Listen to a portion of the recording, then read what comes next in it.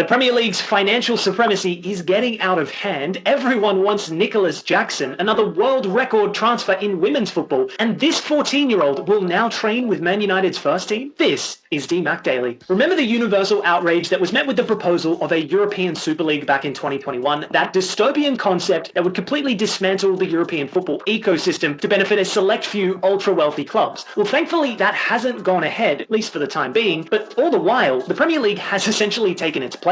We all know it's the most popular and financially lucrative league worldwide, but the manner at which Premier League clubs are spending in 2025 just proves their economic dominance. As of August the 22nd, they have currently spent £2.37 billion, overtaking the previous record figures spent in 2023. Yet with 9 days to go, and with some huge deals still on the horizon, I wouldn't be surprised to see this overall total reach £3 billion. But it's when you compare their spend to the other Big Five leagues that you really see the scale of the financial discrepancy, because you take the spend of Liga 1, La Liga, the Bundesliga, and Serie A, then combine it, and it's still less than the Premier League's. It's even crazier when you look at the net spend. Only La Liga has spent more on incoming transfers than overall sales, whereas the Prem is net negative to the degree of £1 billion.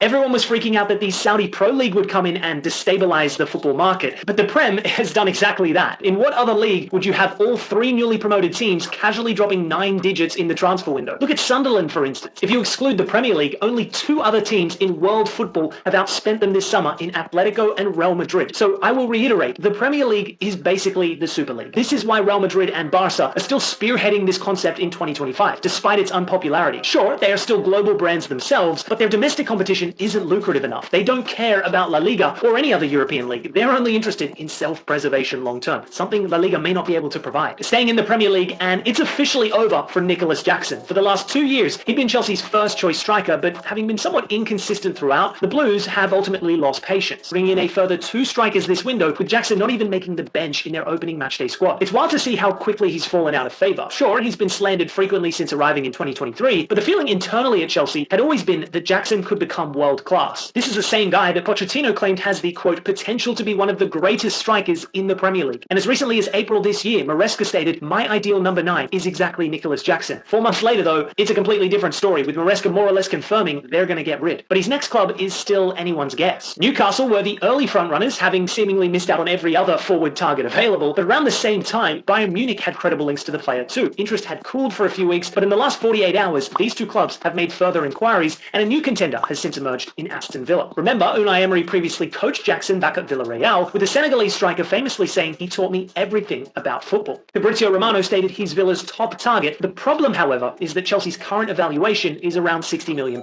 Villa appear unlikely to meet this figure due to ongoing financial constraints. Similarly, Bayern don't seem too keen on forking out that kind of money. Newcastle could theoretically afford him, but with Isak and Visser's ongoing sagas, it may be a tall order striking a deal. I think the most likely outcome is a loan deal with either an option or obligation to buy, with Villa the current favourites as of recording this. Either way, I'm conflicted with Jackson. In the most competitive league in Europe, he's done pretty well. Back-to-back double-digit goal seasons in the Prem, 42 GA in 81 games. That's decent output. That being said, his finishing isn't elite, and most frustratingly, this guy has a clear discipline problem. 2 reds and 18 yellow cards in 2 years from a striker. That's not normal. An enigma of a footballer, but I wouldn't be surprised to see him tear up elsewhere. The quality is there after all. Now for some quick-fire transfer news, and Victor Boniface is on his way to Milan in a £5 million loan with a £24 million option to buy at the season's end, whilst Inter Milan signed Lens's Andy Diouf for £20 million. Douglas Luiz departs Juve for Nottingham Forest on loan with a £30 million obligation to buy. Loic Bade signs for Leverkusen in a £29 million deal. He'll be joined by City wonder kid Claudio Echeverri on a season-long loan. Exiled Marseille winger Jonathan Rowe has a new home at Bologna in a £19 million transfer. Edson Alvarez joins Mourinho's Fenerbahce on loan, and Chelsea sell Renato Vega to Villarreal for £29.5 million. Over £15 million profit in 1 year for a player who barely featured for the Blues. Not bad, Chelsea. Meanwhile, in the women's game, a new world record transfer has taken place, with Tigres' Lisbeth Avaye joining NWSL side Orlando Pride for £1.1 million. The 25-year-old winger was Tigres' all-time leading goal scorer, and recently scored one of the most insane goals I've ever seen. A shoo-in for this year's Pushkas Award, in my opinion, but it's wild to see the figures coming into the women's game. They've now witnessed 3 world record transfers come in the year of 2025 alone. In January, Naomi Gurman joined Chelsea for a record £900,000, which was eclipsed in July when Olivia Smith made the move from Liverpool to Arsenal for £1 million.